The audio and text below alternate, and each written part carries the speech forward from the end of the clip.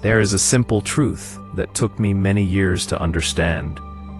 Most people are not tired because of the work they do. They are tired because of the weight they carry, the thoughts they never stop thinking, the worries they never set down, the memories they never allow to rest.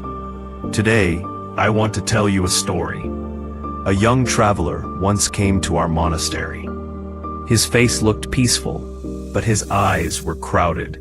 You can see it, like a storm sitting quietly behind a window. He said to me, "Master, I feel lost. No matter what I do, my mind is loud. How do I find peace?" I poured him a cup of tea and kept pouring until the cup overflowed. He jumped back. "Master, what are you doing?" I smiled and said, "This cup is like your mind. Nothing new can enter because it is already full." That day, he understood. And perhaps that is what you need to hear today. You cannot find peace with a mind that is overflowing. To see clearly, you must empty yourself first. But emptying the mind does not mean you stop thinking. It means you stop holding on. The mind is like the sky. Clouds will come, but they do not stay.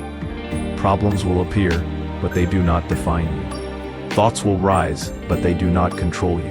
When you learn to let your thoughts pass like clouds, you discover the sky again. Let me share another moment from the monastery. Every morning, I sweep the same courtyard. Dust gathers overnight, leaves fall, footprints cover the ground.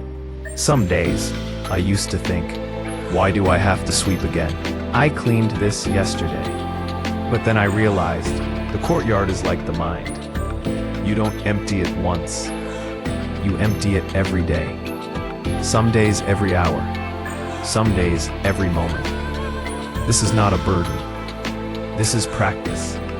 And practice creates peace. So how do you empty your mind? Not by force, not by rejecting thoughts, not by escaping the world. You empty your mind by returning to the present, again and again.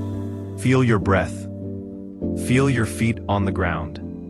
Listen to the world around you without judging it. Notice your thoughts like birds landing briefly on a branch. Let them go when they choose to fly away. The traveler once asked me, "Master, what if I fail?" I told him, "You will, many times. But each time you return to the present, you succeed. Some days your mind will feel light. Other days it will feel heavy. That is the nature of being human. The goal is not perfection. The goal is awareness. Understand this deeply. A full mind cannot learn, cannot see, cannot grow. A quiet mind can do all three. When your mind is empty, even for a moment, life becomes clear. You begin to see what truly matters. You begin to hear your own heart. You begin to let go of things you never needed in the first place. The opinions of others, the mistakes of the past, the fears of the future.